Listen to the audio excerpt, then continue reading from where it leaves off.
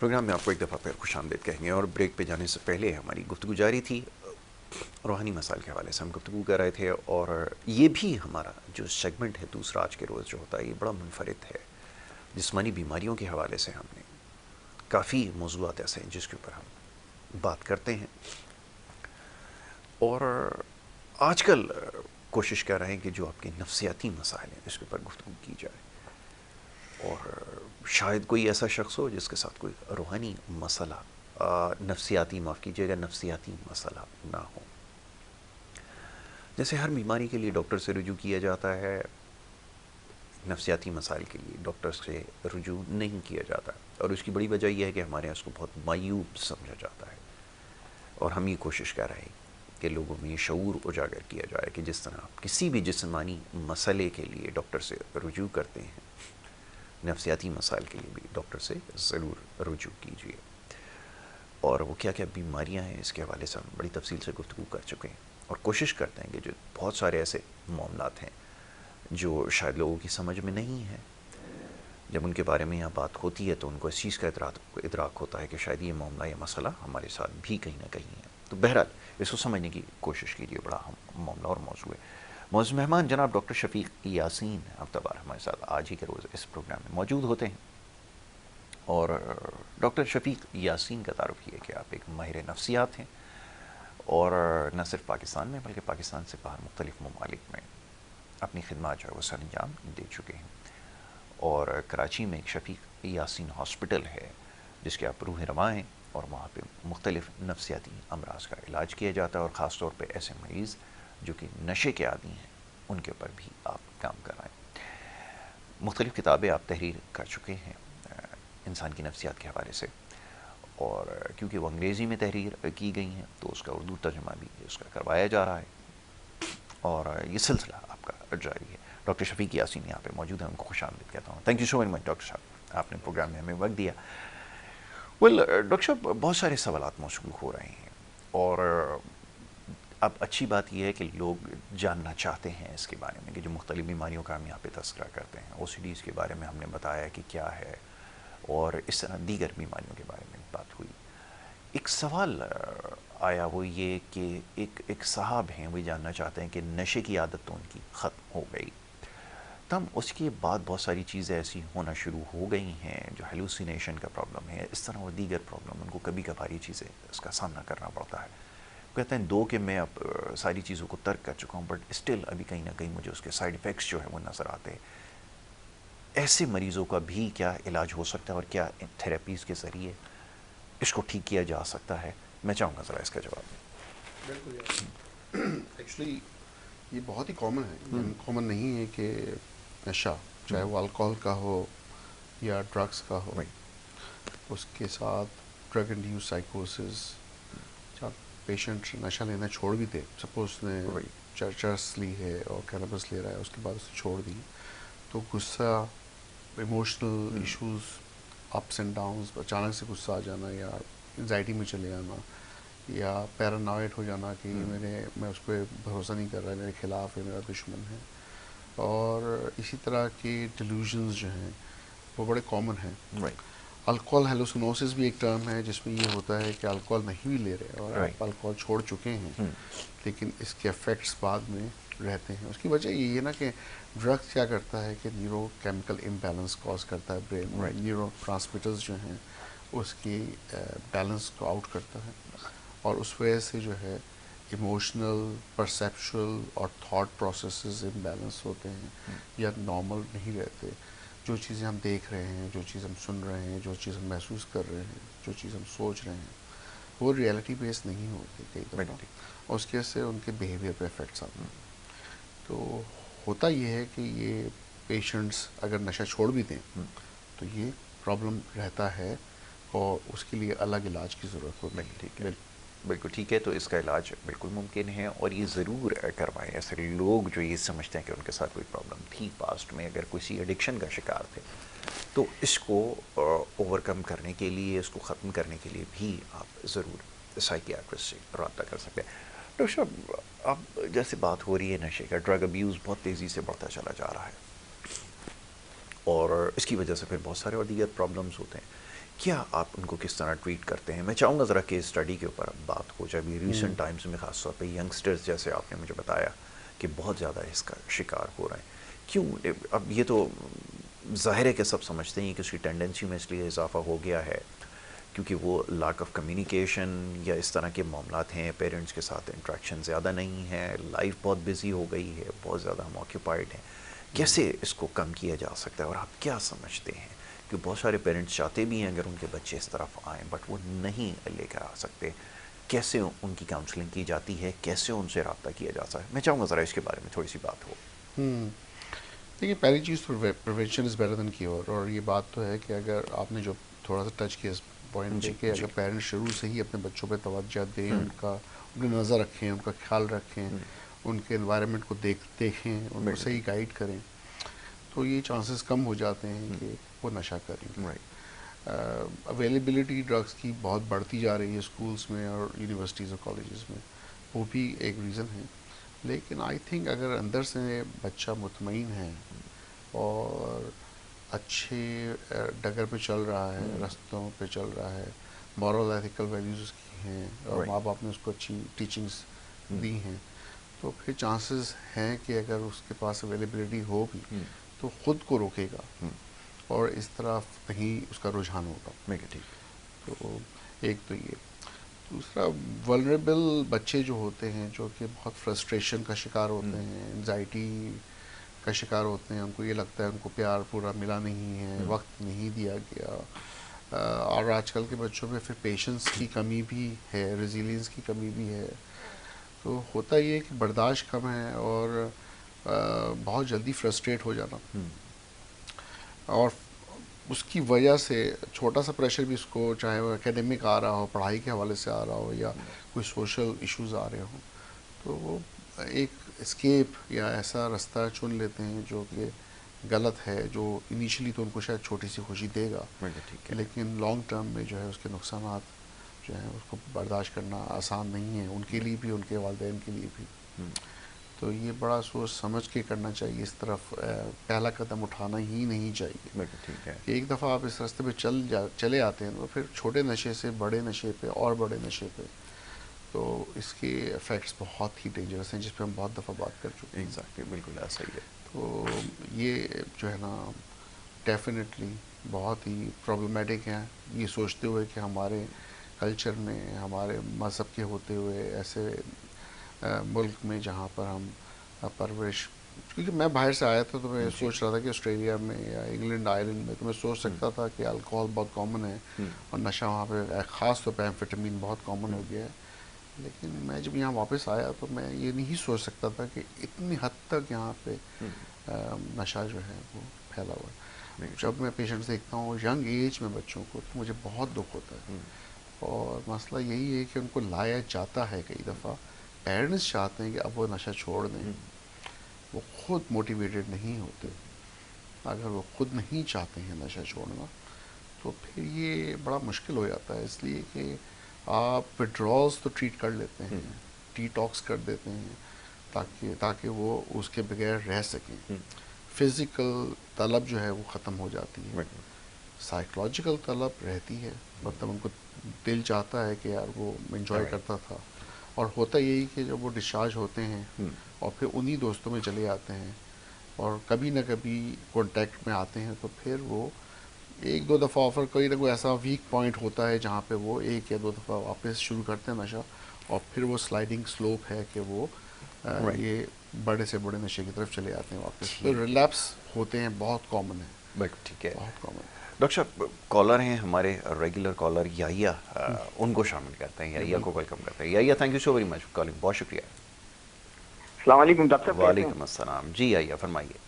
पहले भाई आपको सलाम हो, यासिर भाई, और डॉक्टर साहब को बहुत सलाम हो। बहुत शुक्रिया जी, वालेकुम और डॉक्टर अस्सलाम। साहब जब भी आते हैं, यकीन करें मुझे बड़ा अच्छा लगता है, बड़े अच्छे और सीरियस तरीके से चीज़ों को समझाते हैं और सारा इनका एक्सपीरियंस। डॉक्टर साहब, दो सवाल है। एक तो बहुत इंपॉर्टेंट सवाल आपके लिए ये है कि आप ज़ाहिर आए नफ्सियाती इलाज करते हैं, लोग हर तरह के लोग आते हैं, बहुत आपको डिफरेंट लोगों से मसाइल लेके आते हैं, अजीब अजीब किस्म के मसले होते हैं। तो आपके तो नर्व्स बहुत मजबूत होने चाहिए ना। आप मतलब आप किस तरह कंट्रोल करते हैं, क्योंकि इतने मसाइल होते हैं और इस तरह के लोगों में बैठ के और इस तरह के डील करके आपके अपने नर्व्स को बहुत मजबूत रखना बहुत जरूरी है। उसके लिए आप क्या करते हैं? तो वाह, मेरा एक वेरी गुड सवाल ये है। क्वेश्चन। मैं अक्सर ही इनसे पूछता हूँ।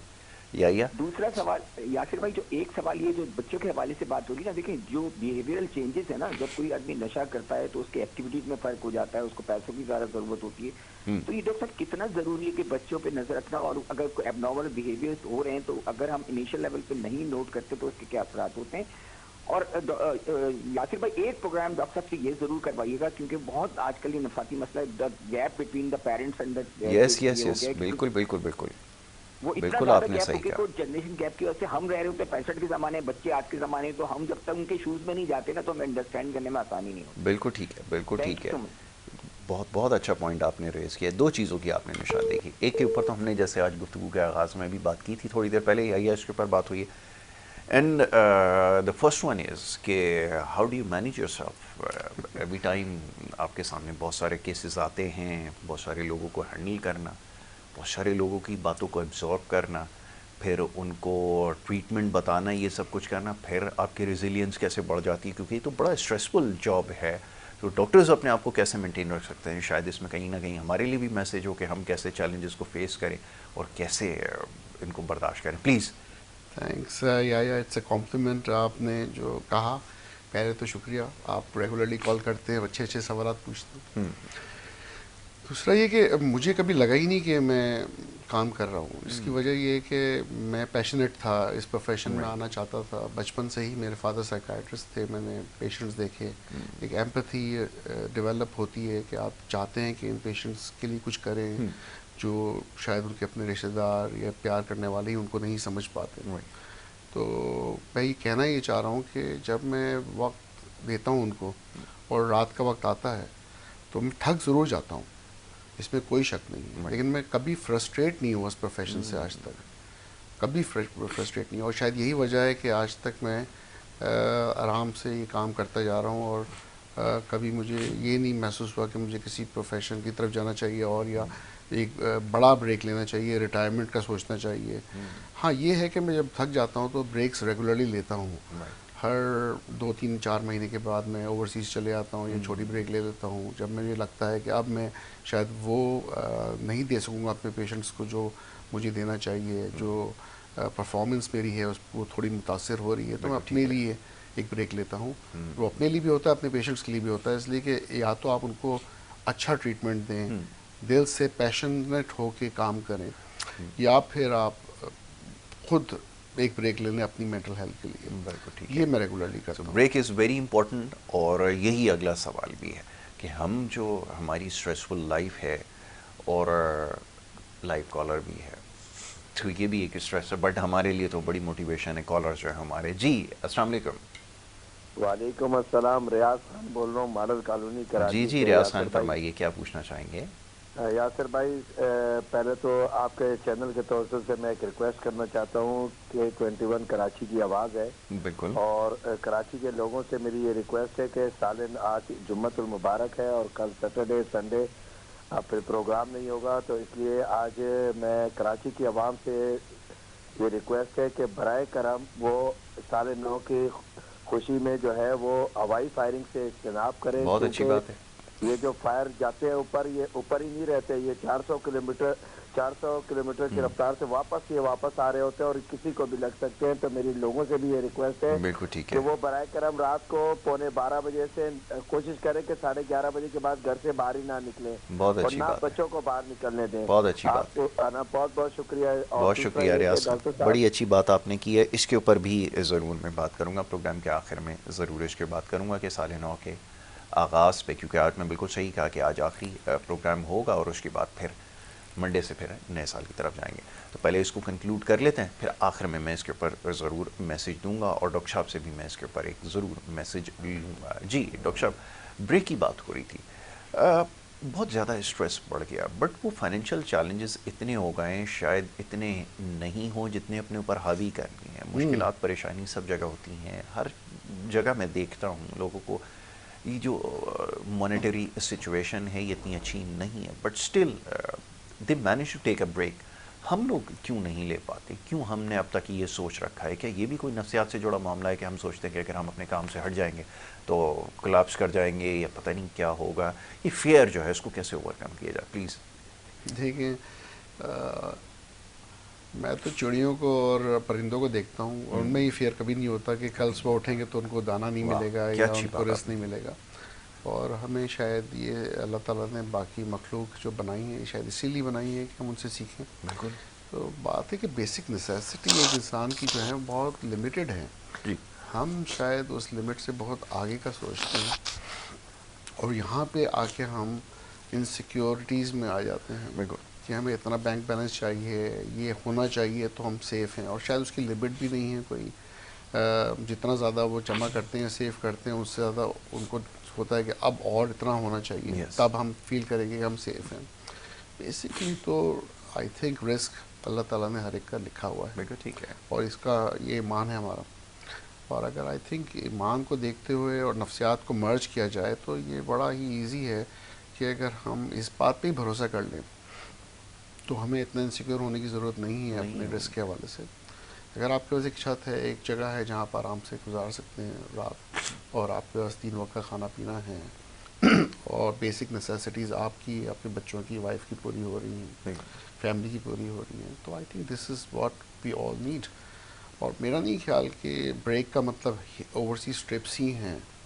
ब्रेक का मतलब ये है कि आप अपनी माँ के पास, बाप के पास, अपने बहन भाइयों के पास, अपने वाइफ के साथ, बच्चों के साथ टाइम गुजारें और क्वालिटी टाइम गुजारें। बहुत अच्छी बात। और उनको सिखाएं, उनसे कुछ सीखें, उनको अच्छी चीज़ें बताएं, अच्छी चीज़ें देखें टीवी पे, सोशल मीडिया पे। सोशल मीडिया के मैं बिल्कुल ख़िलाफ़ नहीं हूँ। सोशल मीडिया हमें बहुत सिखा सकता है, इंटरनेट हमें बहुत कुछ सिखा सकता है। बात यही कि गलत इस्तेमाल जो है वो प्रॉब्लम है। बिल्कुल ठीक है।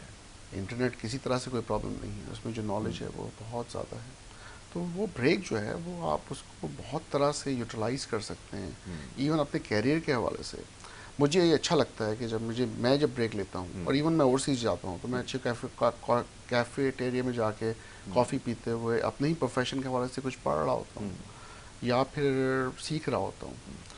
और आपको ये ज़रूर समझना चाहिए कि चाहे आपने जितना भी पढ़ लिया है या कुछ भी कर लिया है, एंड ऑफ द डे आपको अपनी प्रोफेशनल डेवलपमेंट पे काम करना है, अपने करियर पे काम करना है, अपनी पर्सनल डेवलपमेंट पे काम करना है। तो ये ज़रूरी है। और अगर हम टाइम यूटिलाइजेशन सही करें तो ये चीज़ें फिर एक वो नहीं है कि आप प्रेशर में आके कर रहे हैं, कि जो चीज़ आप प्रेशर में आके करते हैं ना वो आपको स्ट्रेस देती है। जो आप बगैर प्रेशर के कर रहे हैं अपने आप को खुश करने के लिए, अपने आप को डेवलप करने के लिए, वो कभी आपको प्रेशर नहीं देगी। उसके लिए ज़रूरी है कि आप पैशनेट हों जिस चीज़ के लिए भी आप, जो आपकी मंजिल है ना उसको पाने के लिए आप पैशनेट हैं, और मतलब आप जज्बात के साथ, मोटिवेशन के साथ कर रहे हैं, तो फिर आपको वो चीज़ कभी नुकसान नहीं देगी, स्ट्रेस नहीं देगी। बिल्कुल ठीक है। डॉक्टर साहब, एक और बड़ा इंपॉर्टेंट टॉपिक वो है फियर ऑफ टेकिंग रिस्क। हमारे यहाँ रिस्क लेने का मकसद ये समझा जाता है कि शायद जैसे हम देखते हैं कि वो स्टूपिड किस्म के कमर्शियल्स बनाते हैं कि वो ठंडी बोतल पीने के बाद बिल्डिंग से कूद के दूसरी तरफ चले जाते हैं। This all nonsense, very sorry, but risk लेना बहरहाल ज़रूरी है। आई मीन कहीं आप इन्वेस्टमेंट करने के लिए जाते हैं, बहुत दफ़ा बहुत ज़्यादा रिलक्टेंट हो जाते हैं, बहुत ज़्यादा ओवर थिंकिंग का शिकार हो जाते हैं और अपॉर्चुनिटी मिस कर जाते हैं। यही हमारे यंगस्टर्स के साथ हो रहा है। वे they have to take risk. ये रिस्क लिया जा सकता है जॉब के हवाले से, करियर के हवाले से, बिजनेस के हवाले से, लेकिन वो रिस्क एपेटाइट बहुत कम हो गई है। तो एक साइकोलॉजिकल एक प्रॉब्लम भी बनता जा रहा है। बहुत सारे लोग अपनी लाइफ के हवाले से बहुत इंपॉर्टेंट डिसीजन लेना चाहते हैं बट वो रिस्क नहीं ले पाते। ये रिस्क एपेटाइट ख़त्म होते होते बिल्कुल ख़त्म हो जाती है। रिस्क इंसान को लेना है बट समहाउ वो नहीं ले पा रहा है। ये चीज़ ओवर द टाइम बहुत सारे लोगों के साथ, मेरे अपने साथ हुई है कि मेरी रिस्क एपेटाइट बहुत ख़तरनाक हद तक कम हो गई है। क्या इस चीज़ को ओवरकम किया जा सकता है बाय एनी मीन? प्लीज़। देखिए, कैलकुलेटेड एजुकेटेड रिस्क लेना जो है वो ज़रूरी है बहुत, इसलिए कि अगर आप ये नहीं करेंगे तो आप फर्दर प्रोग्रेस कैसे करेंगे? एग्जैक्टली। और किसी भी अच्छे प्रोग्रेस करने के लिए, प्रोग्रेशन के लिए आपको ज़रूरत है कि आप अपने कॉन्फॉर्मिटी से, एक जो डगर पे चल रहे हैं उसी रेट रेस में फिर रहे हैं, साइकिल में चल रहे हैं, उससे आपको निकलना है। वरना आप नई चीज़ें नहीं सीखेंगे, नए एक्सपेरिमेंट्स नहीं करेंगे, उसके देखिए होता ये है ना कि हमने बचपन में जब पैदा होते हैं हम और चलना सीखते हैं तो वो भी तो एक रिस्क है कि आपने पहला कदम उठाया, आपको पता है आप गिरेंगे, लेकिन बच्चे से ही आप सीखते हैं कि वो रिस्क लेके चलना सीखता है। ठीक है। पहले 1 कदम उठाता है, फिर 4-5 उठाता है, फिर 10 उठाता है, फिर देखते हैं तो भागता दौड़ता बच्चा नजर आता है पिक्चर से में ही। तो अगर उसने वो रिस्क लिया ही नहीं होता कि पता है कि मैं गिरूंगा और शायद मेरे सर पे चोट लगेगी, तो शायद वो भागना दौड़ना ही नहीं सीखता। एग्जैक्टली। और यही चीज़ें हैं ना कि इंसान जो है वो बेसिकली अपने किसी भी प्रोफेशन में है, और अगर वो चाहता है कि उसे मज़ीद एक डिफरेंट लेवल पे लेके जाए, without risk it's not possible.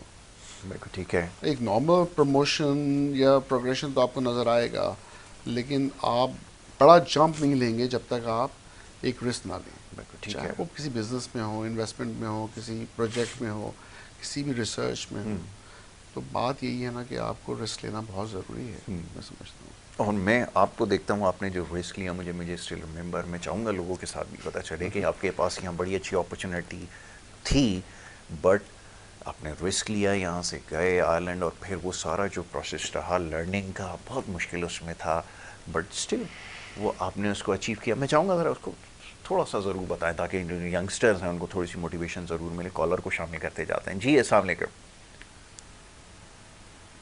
अस्सलाम वालेकुम। जी जी फरमाइए, कौन और कहाँ से बात? डॉक्टर साहब से पूछना था कि मेरी बच्ची जो है ना नफ्सियाती बीमारी हो गई उसको, तो ये नफ्सियात में दौरे पड़ते हैं, इसको 3 साल हो गए, अभी 4था साल शुरू हुआ है। नफ्सियाती दौरे पड़ते हैं। दौरे पड़ते हैं, किसको पड़ते हैं ये? मेरी बेटी को। अच्छा, कितनी उम्र है उसकी? शादी हुई थी बस उसमें है ना इसको तबीयत खराब हो गई थी। आखिरी को जब लेकर आए हम लोग, इसको दौरे पड़ते हैं, जिस्म अकड़ जाता है, निगेटिव सोच आती है, जिस्म अकड़ जाता है, मुंह टेढ़ा होने लगता है, पूरी बिल्कुल अजीब कंडीशन हो जाती है। हम लोग समझते हैं कि रूहानी मामले, हमने रूहानी भी बहुत इलाज करवाया, उन्होंने कहा कि इसका दिमागी मसला है, जहनी मसला है। जैसे डॉक्टर साहब से ये बताइएगा कि अभी मैं इलाज करा रही हूँ डॉक्टर फरहान की कुरैशी से, अभी आपको इसके बारे में वो दवाई से फर्क पड़ रहा है, और आप जरा मुझे ये बोलिएगा कि ये इसके होते हैं थोड़े दिन बाद, फिर इसको बोलते निगेटिव सोच आते, दिमाग पे दबाव पड़ता है और इसको दौरे पड़ने शुरू हो जाते हैं। ठीक है। मुंह टेढ़ा होने लगता है, जिस्म अकड़ जाता है, हाथ पैर उंगलियां अकड़ जाती हैं। जी जी, अभी आपको इसके बारे में बताते हैं। मैं आपकी बात बिल्कुल समझ गया, आपकी बात समझ गया, मैं भी आपको इसका जवाब देता हूँ। आप जरा एपीवाल गोलियां खिलाती हूँ, एपीवाल खिला रही हूँ, बस ठीक है, मैं समझ गया, बिल्कुल केस समझ गया, आप बेफिक्र रहिए। अभी आपको बताते हैं, बहुत मेहरबानी। अभी आप टीवी के ऊपर जवाब सुनिए, ठीक है जी? अब आप फ़ोन बंद करें, अब हमारी गुफ्तगू सुने, अभी आपको बताते हैं। अभी बड़ी नॉर्मल सी चीज़ है, बहुत सारे लोगों के साथ ये मसला है। उन्होंने कहा दौरे पड़ना, ठीक है जी, बहुत सारी वजूहातें हैं, आप ज़्यादा बेहतर एक्सप्लेन इसको करेंगे। मैं चाहता हूँ ज़रा इसको पहले एक्सप्लेन कर दें, क्योंकि उन्होंने बिल्कुल ठीक कहा कि हम समझते हैं कि कोई रूहानी मसला है, बट फाइनली इसकी रियलाइजेशन हो गई कि ये कोई नफ्सियाती मसला। अब ज़रा आइए इसकी तरफ जी। इसी हफ्ते में मैं कम से कम 4 या 5 फीमेल्स को असेस कर चुका हूँ जो कि या तो शादी होने से पहले या जस्ट शादी के बाद ऐसी प्रॉब्लम्स का शिकार हुई हैं जो कि कुछ लोग समझते हैं कि एपिलेप्सी है, लेकिन कई केसेस में दूसरे प्रॉब्लम्स भी होते हैं। एंजाइटी बहुत कॉमन है, स्ट्रेस बहुत कॉमन है, डिप्रेशन के साथ साइकोसिस बहुत कॉमन है, एक्यूट साइकोटिक एपिसोड्स बहुत कॉमन है। एक लड़की जो प्रिपेयर्ड नहीं हो शादी के लिए, या फिर खुश ना हो, या फिर हो सकता है कि ज़्यादा स्ट्रेस ले रही हो, तो फिर ये बड़ा कॉमन है कि इस तरह की इश्यूज हो सकते हैं। और ज़रूरी नहीं कि वो सिर्फ एपिलेप्टिक सीजर ही हो, कि वो सिर्फ मिर्गी के दौरे पड़ रहे हैं उसको, और एपिलम या फिर सोडियम वेलप्रेट आप दे रहे हैं उसको दवाई, उसी से मसला हल हो जाए। असल जो है ना वैल्यूएशन के कॉज क्या है इसका, और उसको देखते हुए फिर एक प्रॉपर डायग्नोसिस बना के उसको प्रॉपर ट्रीट करना जो है वो शायद बेहतर रिजल्ट दे सकता है। तो चाहे वो मेरे पास लाएं या किसी अच्छे साइकियाट्रिस्ट के पास ले जाएं और फिर प्रॉपर असेसमेंट करवाएं। बिल्कुल ठीक है। तो मैं इसको आपको आसान करके समझाऊं, शायद आपको बहुत सारी चीज़ें ना भी समझ में आई हों। ऊपर सबसे पहले जो एड्रेस दिया गया है डॉक्टर साहब का, ये ज़ाती एड्रेस है, क्लिनिक का भी एड्रेस है और उनका नंबर भी इसके ऊपर चल रहा है, ठीक है? एक काम तो ये हो गया, इसको पहले नोट कर लें। आप कराची से बात करें तो आपके लिए आसान है, नाज़िमाबाद के इलाके में ये हॉस्पिटल मौजूद है। उससे होगा क्या कि सबसे पहले उस मरीज़ को देखा जाएगा, उससे सवाल किया जाएगा, उसको पूछा जाएगा कि क्या मसला है। बहुत सारा हो सकता है कोई जिस्मानी मसला भी हो जिसकी वजह से कॉज कर रहे हैं। डॉक्टर साहब इसको बेहतर तौर पे जब पेशेंट होगा तो उसको देख सकेंगे। और फिर जब ये चीज़ डायग्नोसिस हो जाएगी तो इसका इलाज बिल्कुल मुमकिन है। और बहुत सारे ऐसे केसेस आते रहते हैं, आपकी स्टडी में है। तो इंशाल्लाह जब इसकी तशख़ीस हो जाएगी तो फिर उसका इलाज है वो बेहतर तौर पे किया जा सकेगा। और याद रखिए कि ये कोई ऐसी चीज़ नहीं है कि जो लाइलाज हो, जिसका इलाज मुमकिन नहीं है। इसका इलाज मुमकिन है, थोड़ा सा टाइम टेकिंग हो सकता है, यानी कि थोड़ा सा वक्त इसमें ज़रूर लग सकता है, बट ऐसे मरीज़ बिल्कुल अपनी ज़िंदगी में नॉर्मल हो जाते और वापस आ जाते। और ये किसी के साथ भी हो सकता है, कोई ज़रूरी नहीं है कि इसमें। और इसमें याद रखिए कि हिचकिचाने की ज़रूरत नहीं है। अक्सर लोग होता है जब आप किसी को मरीज़ को लेकर जाएंगे तो फिर रिश्तेदार क्या कहेंगे, वो क्या कहेंगे, इन सारी चीज़ों को छोड़ दीजिए। जो मरीज़ है उसको इलाज की ज़रूरत है और डॉक्टर के पास ही उसका इलाज है। हाँ जी, ब्रेक की तरफ जाना है या फिर गुफ्तगू जारी रखी जाए? ठीक है, ब्रेक ले लेते हैं। एक छोटी सी ब्रेक लेने के लिए कहा जा रहा है, एक छोटी सी ब्रेक ले रहे हैं। ब्रेक के बाद वापस आते हैं, गुफ्तगू जारी रखते हैं। आप देखते रहिए हमारा प्रोग्राम।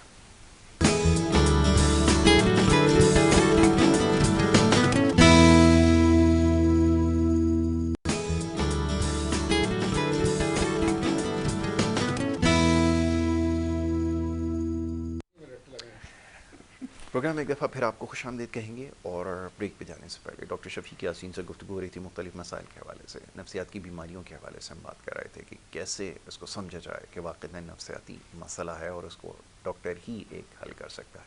तो डॉक्टर से रुजू करना ज़रूरी है, जैसे दीगर बीमारियों के लिए डॉक्टर से रुजू करता है।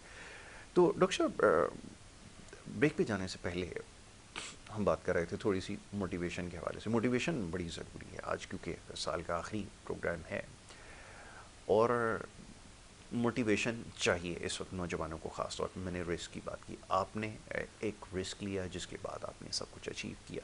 मैं चाहूँगा ज़रा ये एक मोटिवेशनल स्टोरी जो है वो यंगस्टर जो ये प्रोग्राम देख रहे हैं, या जब वो देखें तो उनको पता चले कि क्यों रिस्क लेना ज़रूरी है। और माइंड यू, आई रिपीट कि ये जो रिस्क है, ये जो आप स्टूपिड कमर्शियल्स के अंदर देखते हैं कि बिल्डिंग से छलांग लगा के दूसरी बिल्डिंग पे, इसको रिस्क नहीं कहते, इसको इंसैनिटी कहते हैं। ये आपको इंसैनिटी की तरफ लेकर जा रहे हैं। ठंडी मीठी बोतल पीने से आप इस किस्म की इंसैनिटी का शिकार ज़रूर होंगे, लेकिन इससे बचना बहरहाल ज़रूरी है। प्लीज़। थैंक यू, आपने मुझे अंडर द स्पॉटलाइट डाल दिया है, क्योंकि वो वक्त याद करने की ज़रूरत है। इस वक्त जो जब मैं ABS करके हाउस जॉब करके बिल्कुल फारिग हुआ था, यस, वो टाइम था जब मैं शायद 25-26 साल का था, यंग था काफ़ी। और फादर मेरे साइकाट्रिस्ट थे। ईजियर ऑप्शन था, वो हॉस्पिटल उन्होंने डेवलप किया था। और अगर मैं पाकिस्तान में रहता और पाकिस्तान में हॉस्पिटल पे काम करता रहता तो शायद मुझे उस प्रोसेस से गुजरने की ज़रूरत नहीं थी जिस प्रोसेस से मैं गुजरा। और कई लोग कहते थे कि बेवकूफ़ हो, जा रहे हो बाहर और क्या करोगे जाके। मेरे दिमाग में ये था कि मैं और पढ़ूँ, मज़ीद अपने आप को बेहतर बनाऊँ, क्योंकि MBBS तो आपका बेसिकली आप लगता है आपने स्टार्ट ही किया है, क्योंकि आप स्पेशलाइजेशन जब तक नहीं होती, आपने मज़ीद एक एरिया में नहीं पढ़ा होता, तो फिर आप आगे पेशेंट्स के लिए क्या करेंगे। तो मैं उस वक्त, मेरी यंग एज में शादी हो गई थी, मेरी बेटी थी कुछ 7-8 महीने की, और मैं आयरलैंड जाना चाहता था। तो मैंने रजिस्ट्रेशन आयरिश मेडिकल काउंसिल की अप्लाई की।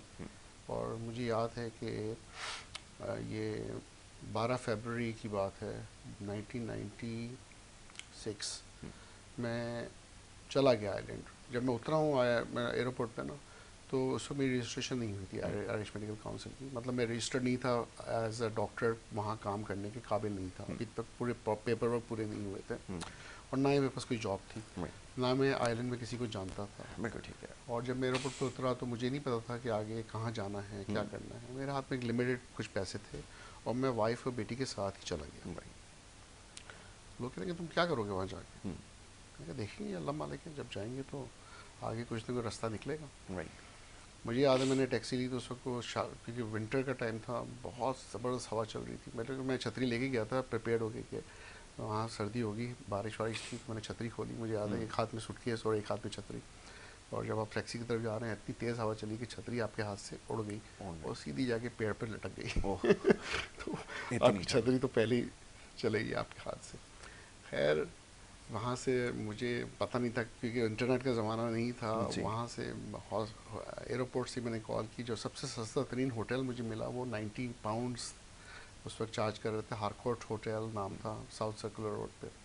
वहाँ चला गया टैक्सी लेके। टैक्सी के $25 25 पाउंड, सॉरी, आयरिश पाउंड। तो 110-15 पाउंड तो यही चले गए। शाम का खाना वाना खाया, मैंने हिसाब लगाया कि तकरीबन 25% पैसे मेरे, 20-25% पैसे तो पहले रात में ख़त्म हो गए जो मैं लेके गया था अपने साथ। मैंने कहा आगे क्या होगा, अभी तो मेरी रजिस्ट्रेशन ही नहीं हुई है, ना मेरे पास जॉब है और मैं लिमिटेड पैसे लेके आया हूँ। खैर अगले दिन मैं आयरिश मेडिकल काउंसिल किया, पता चला 3 पेपर्स थे जो कि जब तक वो वेरीफाई नहीं होते तो मुझे रजिस्टर्ड नहीं करते और एज अ डॉक्टर मैं वहाँ काम नहीं कर सकता। मैंने अपनी वालदा को कॉल किया, पाकिस्तान में PMDC वगैरह को कांटेक्ट करवाया यहाँ से कि भाई जल्दी से वेरिफिकेशन भेजो ताकि मैं यहाँ पे काम कर सकूँ। जब मैंने फिर इंतज़ार नहीं किया, मैंने कहा वेरिफिकेशन तो हो जाएगी, रजिस्ट्रेशन भी हो जाएगी, जॉब कहाँ है।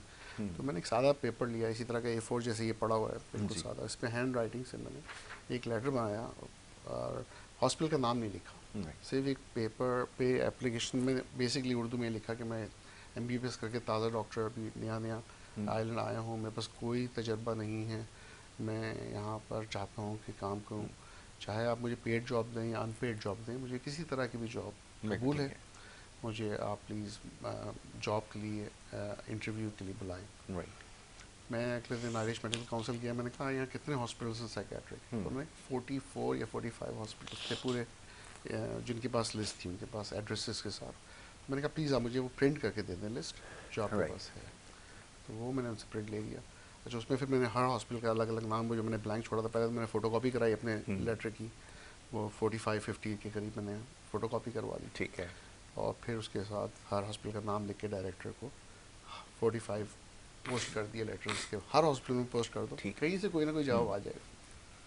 तो हुआ यही कि मेरी रजिस्ट्रेशन जब तक नहीं हुई थी, मैं सेंट विंसेंट हॉस्पिटल फेयरव्यू, अभी मुझे याद है पैट्रिशिया गैलागन की कॉल आई, कंसल्टेंट थी वहाँ की, कि आप आए हैं, मैंने आपका लेटर देखा, आप इंटरव्यू के लिए आ जाए। तो मुझे उन्होंने इंटरव्यू के लिए बुला लिया। तीसरा चौथा दिन ही था मैं आइलैंड आया था।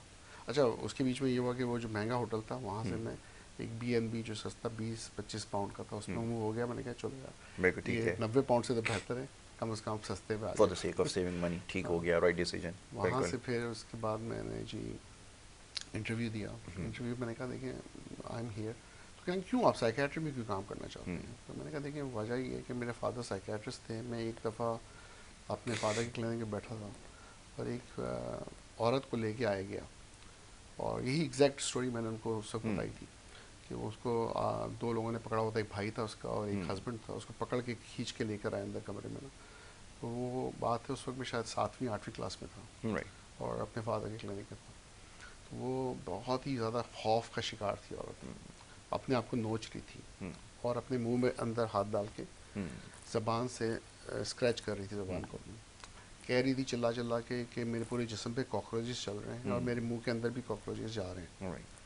तो उस वक्त मुझे बहुत ही फीलिंग ऐसी आई कि अगर कॉकरोच इतने सारे उसके जिस्म पे फैल रहे हैं और उसको ये एक्चुअली महसूस हो रहा है, तो ये तो बेसिकली जैसे कि इंसान दोज़ख में हो या किसी अजाब में हो। मतलब अगर एक कॉकरोच भी आपके जिस्म पे बैठ जाता है तो क्रॉलिंग की फीलिंग होती है कि किस तरह से आपके जिस्म पे चल रहा है, तो आप उसको बर्दाश्त नहीं कर सकते। और अगर ये महसूस हो कि इतने सारे कॉकरोचेस आपके जिस्म पे फिर रहे हैं, तो वो उसका एक लम्हा भी जो है ना कैसे बर्दाश्त करे। और अगर 24 घंटों वो यही फील कर रही है तो उससे ज़्यादा अजियत में कौन हो सकता है। ठीक है। और मुझे लगा कि उसकी अपनी फैमिली, उसका अपना शौहर, उसका भाई भी शायद नहीं समझ पा रहे थे कि वो कितनी अजियत में है। तो मुझे उस दिन ही मैंने फ़ैसला किया, मैंने कहा नहीं अब मैं साइकेट्री करूँगा। और यही स्टोरी मैंने उनको बताई। जब मैंने ये स्टोरी उनको बताई तो वो एक दूसरे की तरफ देखने लगे। जिम ओबॉयल थे डायरेक्टर वहाँ पर और पैट्रिशिया गैलागन, उन्होंने मुझे कहा देखिए हमारे पास कोई जॉब नहीं है, लेकिन अगर आप आके एज अ वॉलंटियर काम करना चाहें बगैर किसी भी तनख्वाह के तो आप आ जाएं। मैंने कहा ठीक है, मैं कल से आ रहा हूँ। तो जब मुझे ये पता चला तो मैंने फिर फ़ौरन B&B से एक किराए का कमरा लिया जो 200 पाउंड का था, यानी कि महीने का। उसमें मैं मूव हो गया। रोज़ सुबह उठ के हॉस्पिटल जाने लगा। और इन शॉर्ट ये स्टोरी को मैं बहुत शॉर्ट कर दूंगा, लेकिन उसके सिर्फ 3 हफ्ते बाद ही जब मैंने फ्री काम किया, उन्होंने देखा ये रेगुलरली आ रहा है और बगैर किसी पैसों के काम कर रहा है और सीखना चाह रहा है, तो एक डॉक्टर छुट्टी पे चला गया। डॉक्टर साहब sorry to cut you short, एक इंटरप्ट आपको करना होगा मुझे, एक क्विक ब्रेक है, न्यूज़ की तरफ हमें जाना है, उसके बाद वापस आ जी।